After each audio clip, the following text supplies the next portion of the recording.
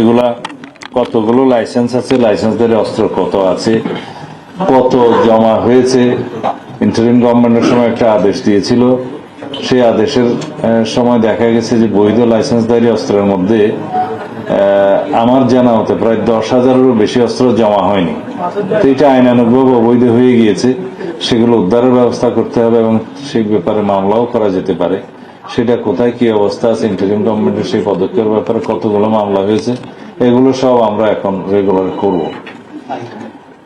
আর পুলিশের সব পর্যায়ে আমাদের জনবলের অভাব আছে। এখন আপাতত ইমিডিয়েটলি আমরা 2,701 জন কনস্টেবলের পদ খালি আছে, সেটা জরুরি ভিত্তিতে নিয়োগের জন্য আগের বিদ্যমান প্রক্রিয়ায়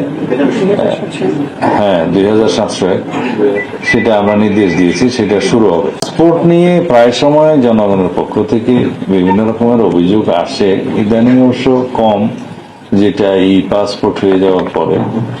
আগে মেশিন রিডেবল পাসপোর্টের সময় ছিল। তা হচ্ছে আমাদের জনসংখ্যার অধিকাংশই এখনো অনলাইনে ইলেকট্রনিক ভাবে অ্যাপ্লিকেশন করতে অভ্যস্ত নয়। সেই জন্য কারো কারো সহযোগিতা নিতে হয়।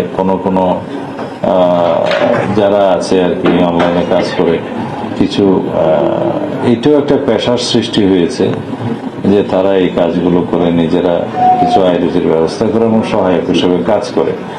কিন্তু তাদের মাধ্যমে এমনকি পাসপোর্ট অফিসের কিছু লোকজন তাদের যোগসাজশে জনগণের মধ্যে একটু ভোগান্তির সৃষ্টি হয়, সেটা এখনো আছে, অভিযোগ পাওয়া যায়। সেটা নিরসন করার জন্য আমরা একটা আজকে আলোচনা করে একটা পন্থা বের করেছি, সেটা পরীক্ষামূলকভাবে আমরা দেখতে পারি।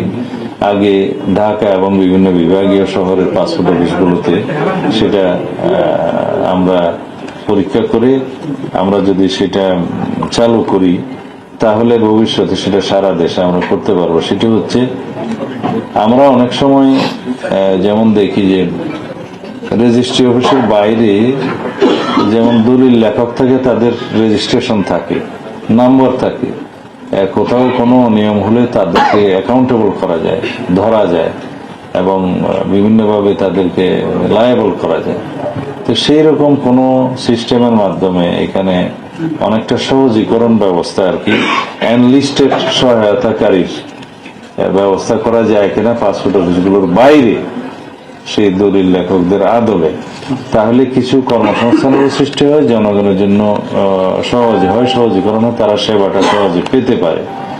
সেই হিসাবে হয়তো তারা একটা নির্ধারিত কাজের জন্য সার্ভিস চার্জ নিতে পারে, সেটাও ঠিক করে দেওয়া হবে।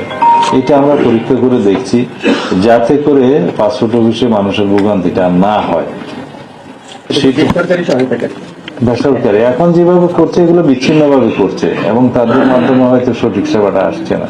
এটাকে একটা পদ্ধতির মধ্যে নিয়ে আসা যায়, সেটা চেষ্টা করছি। সেই রকম চেষ্টা করি, দেখি এটা ট্রায়াল এন্ড এরর প্রসেসের মধ্যে দিয়ে যদি টিকে যায়, তাহলে সারা দেশের জন্য সেটা হতে পারে।